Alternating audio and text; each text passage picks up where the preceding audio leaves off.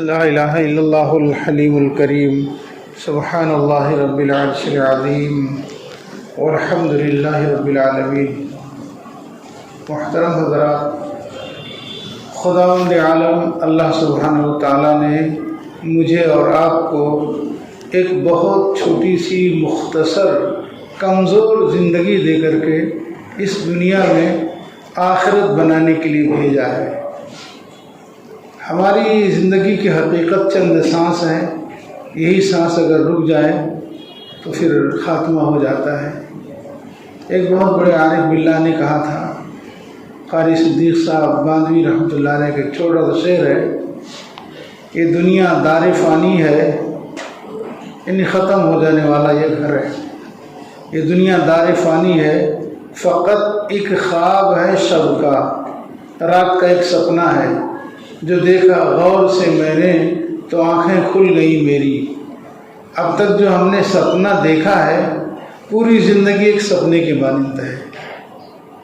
کامیاب ہیں وہ لوگ جو اس دنیا میں رہ کر آخرت کی تیاری کر لیتے ہیں۔ اللہ پاک نے اپنی ایک کتاب دی ہے، قرآن کریم۔ قرآن سے جیسا لگاؤ ہونا چاہیے ویسا لگاؤ امت کا نہیں ہے۔ آج کے اس دور میں سمجھا جا رہا ہے کہ جو غریب ہیں، مفلس ہیں، تنگ دست ہیں، ان کا کام ہے قرآن پڑھنا۔ 1975 یا 74 کی بات ہے، افغانستان میں زلزلہ آیا، غزنی شہر میں۔ سلطان محمود غزنوی، جن کے بارے میں دنیا والے کچھ نہ کچھ کہتے رہتے ہیں، وہ حافظ قرآن تھے، بہترین حافظ قرآن تھے۔ تو ان کا مقبرہ پھٹ گیا، ظاہر شاہ کی حکومت تھی، کاریگر انجینئر بلائے گئے، تو انجینئر نے کہا کہ نیچے تک پھٹ گیا ہے اور تابوت نکالنا پڑے گا، پھر سے ٹھیک کرنا پڑے گا۔ تابوت جب نکالا گیا اور جو آدمی کھولنے کے لیے گیا تو دیکھتے ہی گرا، بے ہوش ہو گیا۔ کافی دیر کے بعد ہوش میں آیا تو کیا دیکھتے ہیں کہ سلطان محمود غزنوی کی لاش ایسا لگ رہا ہے کہ ابھی نہلا دھلا کر کے رکھی گئی ہے، اور 1000 سال مکمل ہو گئے تھے۔ کتنے؟ 1000۔ یہ دنیا نے دیکھا، پیپروں میں خبر چھپی ہے، جن کو دنیا دار لوگ کہتے ہیں، ان کی لاش کا یہ اللہ نے دکھایا۔ ابھی کبھی ایک پڑھ رہا تھا، ایک نظر سے ایک مضمون گزرا دارالعلوم دیوبند کا، کہ قاری محمد طیب صاحب رحمۃ اللہ علیہ کا زمانہ تھا اہتمام کا۔ افغانستان کا ایک طالب علم، دور حدیث کا طالب علم تھا، حدیث پاک پڑھتا تھا، انتقال ہو گیا۔ مزار قاسمی میں اس کو دفن کر دیا گیا اور لیٹر بھیج دیا گیا۔ ڈاک کا حال تو آپ جانتے ہیں، اب تو ٹھیک ہے، پہلے اور خراب ہوتا تھا۔ 6 مہینے کے بعد لیٹر، خط پہنچا وہاں افغانستان میں، تو پورا قبیلہ، ان کا خاندان اٹھ کے آ گیا اور کہنے لگے کہ ہم اس کو کھود کر اپنے بچے کو لے کر کے جائیں گے۔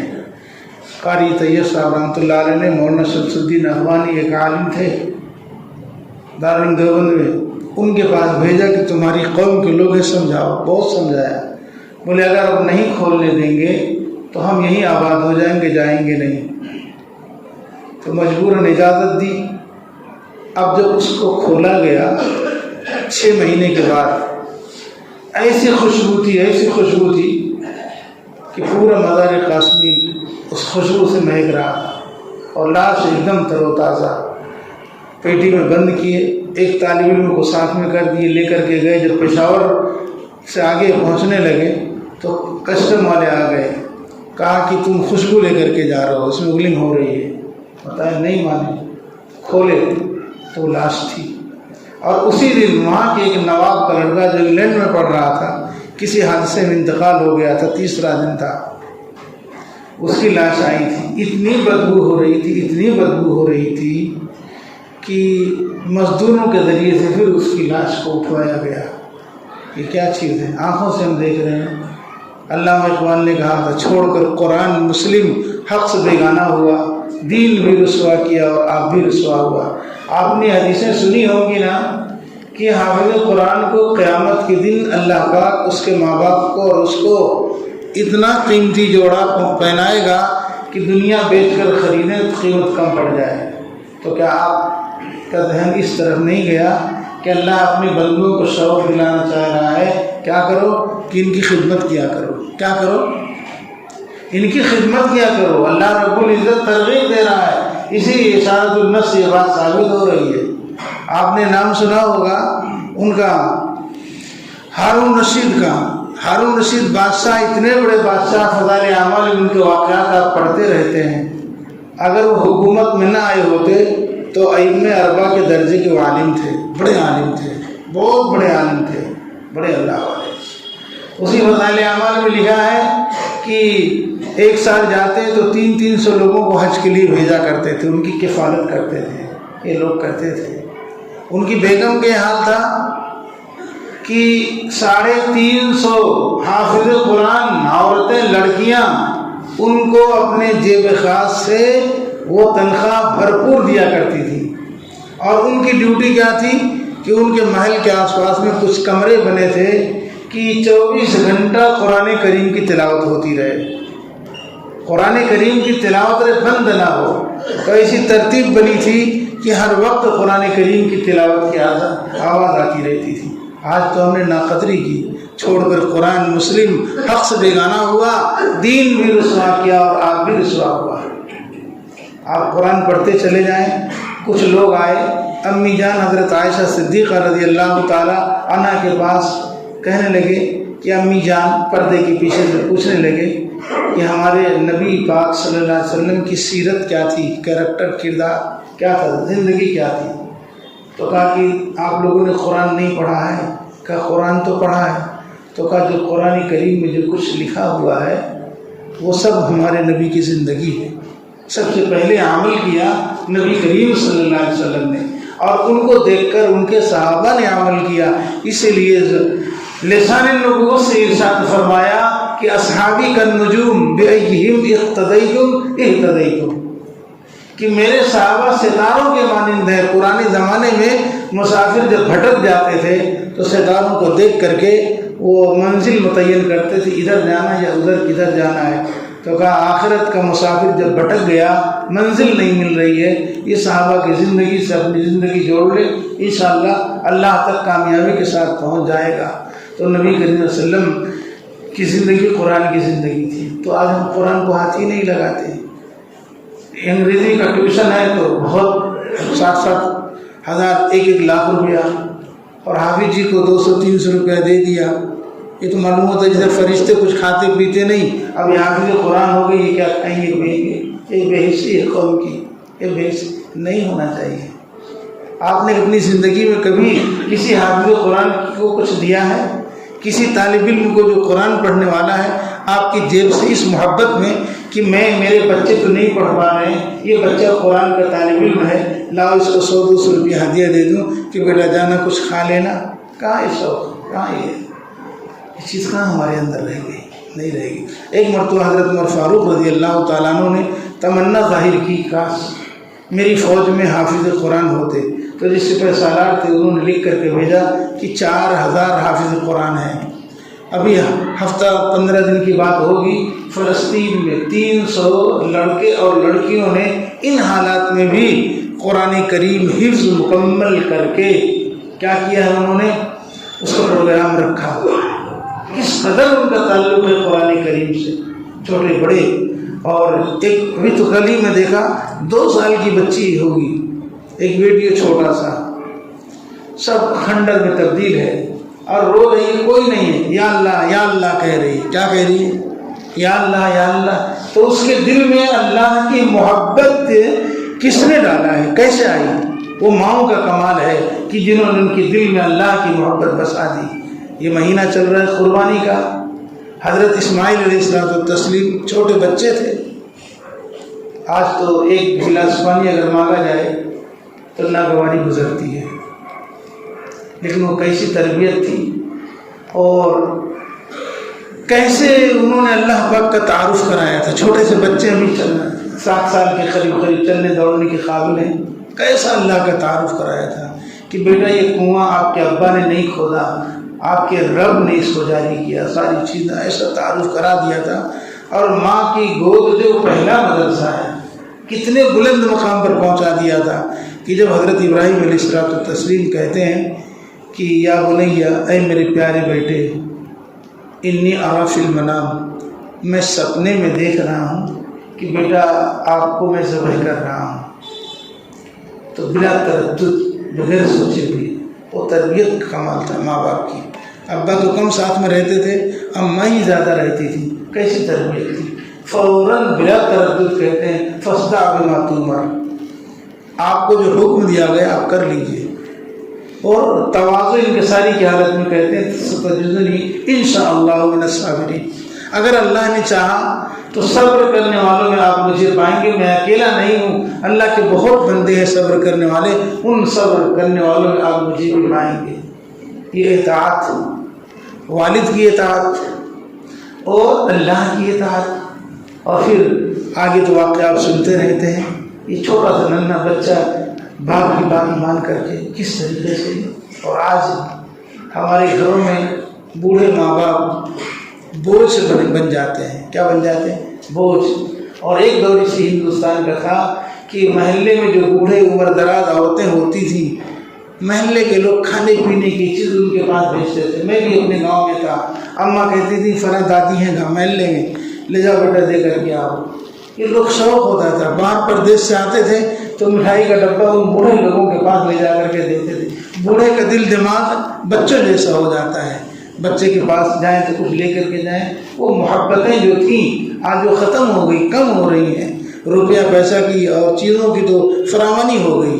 پرانے زمانے میں راجہ مہاراجہ جو کھانا کھاتے تھے آج ایک عام سڑک پر چلنے والے کو بھی مل جاتا ہے، ایسے کھانے جن کا نام بھی نہیں جانتے تھے آج مل جاتا ہے، لیکن وہ محبتیں نہیں مل رہی ہیں، وہ محبتیں نہیں مل رہی ہیں۔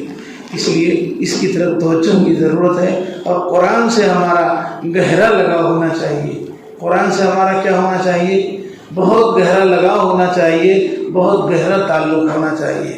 فلسطین والے ان حالات میں ہو کر انہوں نے قرآن کریم کو ایسا مضبوطی سے پکڑا ہے، ان کی فوج میں تقریباً 99-98% حافظ قرآن ہے، اور چونکہ ان کی مادری زبان عربی ہے اس کو سمجھتے ہیں، اور دنیا کا اب تک تو بہت پہلے مدد آ گئی ہوتی، لیکن چونکہ ایمان کے نام پر ایک بہت بڑی تعداد پڑی ہوئی ہے۔ اور جب آپ کہتے ہیں کہ ابابیل نہیں آیا، ابابیل کب بھیجے تھے؟ وہ مٹھی بھر تھے اور ان لوگوں نے دعا کی تھی۔ آج تو یہاں سب کچھ ہے لیکن کوئی ہمت نہیں کر رہا ہے، لیکن پھر بھی اپنے بندوں کو اللہ بیکار نہیں چھوڑتا، اللہ مدد کرتا ہے، کرتا رہے گا۔ ہم کو ایسے لوگوں کی مدد کی اور نہیں کر سکتے، دعائیں تو کر سکتے ہیں، اور اپنی زندگی ہم کو بنانی ہے۔ یہ قربانی والی جو زندگی ہوتی ہے، یہ زندگی ہماری اپنی زندگی بننی چاہیے۔ قرآن سے ہمارا گہرا تعلق ہونا چاہیے، نماز سے ہمارا تعلق ہونا چاہیے، ہمارے پڑوسیوں سے جو ہے اچھا تعلق ہونا چاہیے، اور ان سے ایک محبت کا اظہار ہونا چاہیے۔ بہت پہلے کرلا میں ایک صاحب کا ایکسیڈنٹ ہو گیا تھا، بچ گئے تھے، گئے ملنے کے لیے، تو کہنے لگے کہ ایکسیڈنٹ تو ہو گیا لیکن میرا ایک رشتہ دار مجھ سے بہت دور رہتا تھا، اور وہ جب اس کو معلوم ہوا تو آیا قریب ہو گیا، تو کہا ایکسیڈنٹ کی اتنی تکلیف مجھے نہیں ہوئی بلکہ خوشی ہو گئی کہ یہ بہانہ بن گیا۔ کیا بن گیا؟ بہانہ بن گیا، ایک قریبی رشتہ دار جو بہت دور رہتا تھا قریب میں آ گیا۔ تو ان سب کے حقوق ادا کرنا چاہیے، ایک دوسروں کا لحاظ بھی رکھنا چاہیے۔ نبی کریم صلی اللہ علیہ وسلم نے ایک موقع پر فرمایا کہ تمہارا حسب نسب خاندان کنبے قبیلے کے لوگ کہاں آباد ہیں ان کو یاد میں رکھو، اور ان کے ساتھ ان کا تعاون کرتے رہو، ان کی خبر گیری کرتے رہو۔ ایسے زندگی میں پڑا ہوا ہے، کوئی نہیں پوچھتا، آپ دکھاوے کے لیے شادی کر رہے ہیں، بہت خرچ کر رہے ہیں، آپ کہتے ہیں آئیے ہماری مالداری کو دیکھو، نہیں، ایسا نہیں ہونا چاہیے۔ سنت طریقہ یہی ہے کہ بیمار کو اگر کوئی دیکھنے جاتا ہے تو اگر شام کو گیا، صبح تک اس دیکھنے والے کے لیے 70,000 فرشتے دعائیں مغفرت کرتے ہیں، اور صبح میں شام تک، شام میں صبح تک، کہ کس کے لیے؟ جو خالی دیکھنے کے قابل ہے، اور جو صاحب شہوت ہے تو وہ خالی دیکھ کر کے نہ آئے بلکہ خاموشی کے ساتھ مدد کر کے آئے۔ ہماری کتابوں میں ایک واقعہ آتا ہے، ایک بیمار بہت بیمار ہو گیا، اور پرانے زمانے میں حکیم جو ہوتے تھے بڑے اللہ والے ہوتے تھے. محلے میں حکیم صاحب تھے. اس کی بیوی گئی, کہا کہ میرے شوہر بہت بیمار ہو گئے, آپ ذرا دیکھ لیجیے. آئے وکیل صاحب, دیکھے سب کچھ. تو اس کی بیوی سے کہتے ہیں کہ میرے ساتھ گھر پر چلو. گھر پر لے گئے تو ایک چھوٹی سی پیٹی تھی. اس زمانے میں سونے چاندی کے سکے ہوا کرتے تھے, کاغذ کے نوٹ نہیں ہوتے تھے. اس میں جتنا تھا بھر کے دیا, ایک پرچی لکھ کے دیا. اس میں لکھا تھا کہ بہن میرے پاس اتنا ہی تھا, یہ تم اپنے شوہر پر خرچ کرو اور پھر ضرورت ہوگی تو میں اور دوں گا. اور تاکید کی کہ کمرے میں تم اور تمہارا شوہر, تیسرا کوئی نہیں ہونا چاہیے. بس جا کے کھولو, نسخہ لکھا ہوا. وہ لے کر کے گئی, کھولی تو شوہر اٹھ کے بیٹھ گیا. کیا ہوا؟ اٹھ کے بیٹھ گیا. اس کو بیماری نہیں تھی, تنگ دستی تھی, مفلسی تھی. ایسے کمزور رشتہ داروں کی ہم کتنی مدد کرتے ہیں. کیا کرتے ہیں؟ کیا لے کے جائیں گے؟ کچھ لے کر کے نہیں جائیں گے. اس لیے خاموشی کے اندر مدد کرتے رہنا چاہیے. شادی میں نہ بلائیں, چلے گا, بالکل نہ بلائیں, لیکن دوسرے مواقع پر ان کی فکر کریں, ان کے اوپر خرچ کریں. تو میں یہ کہہ رہا تھا کہ یہ قرآن کریم جو ہے یہ بتا رہا ہے, یہ قربانی کا مہینہ گزرا. اس میں ان باپ بیٹوں کی قربانی اللہ نے قبول کر لی. ہمیں بھی ان چیزوں کا لحاظ رکھنا چاہیے اور قرآن سے ہمارا گہرا تعلق ہونا چاہیے. عجیب بات ہے, دیکھیے اللہ نے فضیلت بیان کی نبی نے کہ اگر پڑھنا نہیں آتا قرآن کو, خالی دیکھنا آتا ہے اور چھونا آتا ہے, تو بغیر وضو کے قرآن آپ چھو نہیں سکتے. ہاں زبانی پڑھ سکتے ہیں, اور نہانے کی حاجت ہے, غسل فرض ہے, تب تو چھو بھی نہیں سکتے, پڑھ بھی نہیں سکتے. ہاں اللہ کا نام تو ہر حال میں لے سکتے ہیں. تو جس کو پڑھنا نہیں آتا وہ اگر باوضو بیٹھ کر کے قرآن پر انگلی پھرائے تو اس کو تلاوت کا ثواب ملتا ہے, چھونے پر بھی تلاوت کا ثواب ملتا ہے, اور دیکھنے پر بھی ثواب ملتا ہے. اور عالم دین کو چھونا, مصافحہ کرنا اور اس کو دیکھنا, اس پر اجر ملتا ہے. پہلی فارسی کی کتاب ہے, اس میں دیا ہے کہ حضور فرماتے ہیں جو کسی عالم سے مصافحہ کرتا ہے وہ مجھ سے مصافحہ کرتا ہے. کسی عالم کو دیکھتا ہے گویا کہ مجھے دیکھتا ہے. اور ماں باپ کا چہرہ, ماں باپ کے چہرے کو دیکھنا بھی جو ہے عبادت ہے, ثواب ہے. اس سلسلے میں تو بہت زیادہ حدیثیں ہیں, اور فضائل اعمال میں حضرت شیخ الحدیث مولانا زکریا صاحب رحمۃ اللہ علیہ نے تو قرآن کریم کی 24 آیتوں کو اس میں حضرت نے اکٹھا کر دیا ہے, اور 4 یا 5 آیتیں تو ایسی ہیں والد والدین کا اس طریقے سے کہتے ہیں. ایک آیت میں تو کہا گیا کہ وصینا الانسان, ہم نے انسان کو وصیت کی تاکید کی, اور آگے کہا اس ماں کا خیال رکھنا حملت امہ وہنا علی وہن, جس ماں نے مشقت پر مشقت برداشت کر کے تجھے پیٹ میں رکھا, پھر گود میں رکھا, اور کتنی مشقتیں اٹھائی ہیں, اب تم اتنے بڑے ہو گئے ہو, اس ماں کا خیال رکھنا. ایک واقعہ اور چھوٹی کتابوں میں ملتا ہے, مثال سے بات سمجھ میں آتی ہے. ایک بوڑھی عورت کھیت میں کام کرتی تھی, بھیڑیے کا بچہ مل گیا, لے کر کے آ گئی. ایک بکری تھی تو بکری کا دودھ پلاتی, تو بکری نے اس کو اپنا بچہ ہی سمجھ لیا, اور ہوتے ہوتے وہ بھیڑیا بڑا ہو گیا. ایک دن وہ کھیت میں گئی, آ کے دیکھتی ہے تو بکری کے کئی ٹکڑے ہو گئے اور وہ بھیڑیا گھبرا رہا ہے. تو اس نے برجستہ ایک شعر کہا تھا, غزیت بدرها وغدرت فیہا, کہ تم نے جو ہے تم کو اس کے خون سے, اس کے دودھ سے تمہاری جو ہے مدد کی گئی اور تم کو غذا دی گئی, اور پھر اسی میں تم نے بے وفائی کر دی. فمن انباک ان اباک ذیب, تم کو کس نے بتا دیا کہ تمہارا باپ بھیڑیا ہے. تو ہم اپنی ماں اور باپ کے لیے بھیڑیے نہ بنیں. تاریخ سیرت نبوی کا ایک مشہور واقعہ ہے. نبی کریم صلی اللہ علیہ وسلم اپنے صحابہ میں بیٹھے تھے, ایک خاتون آتی ہیں. نئے لوگ تو نہیں پہچانتے تھے, پرانے لوگ پہچانتے تھے. نبی کریم صلی اللہ علیہ وسلم نے اپنی پگڑی اٹھائی اور بچھا دیا, بیٹھی, اور خاموشی میں کچھ بات کی, اور حضور نے توجہ کے ساتھ ان کی بات سنی اور ان کی ہمت افزائی کی مدد. جب وہ چلی گئیں تو صحابہ آپس میں پوچھنے لگے کون ہیں؟ تو جو جانتے تھے انہوں نے بتایا کہ یہ حلیمہ سعدیہ تھیں جنہوں نے بچپن میں نبی کریم صلی اللہ علیہ وسلم کو دودھ پلایا تھا.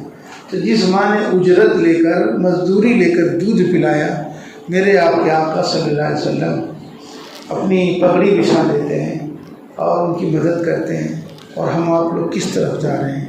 تو یہ دولت ایسی ہے نا کہ ایک مرتبہ ہاتھ سے نکل گئی تو پھر ملتی نہیں ملتی.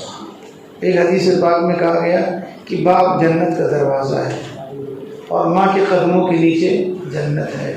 اب جو چاہے اپنے اس دروازے کو ٹھیک کرے. کسی نے کہا تھا کہ اگر ماں باپ ظالم ہو تو حضور نے کہا کہ وَإِن ظَلَمَ وَإِن ظَلَمَ، بھلے وہ ظالم اگر وہ ظلم کریں گے تو آپ سزا نہیں دیں گے، آپ انتقام نہیں لیں گے، آپ صبر کریں گے. سزا اگر دینا ہے تو اللہ دے گا ان کو، لیکن آپ کو یہ حق نہیں ہے.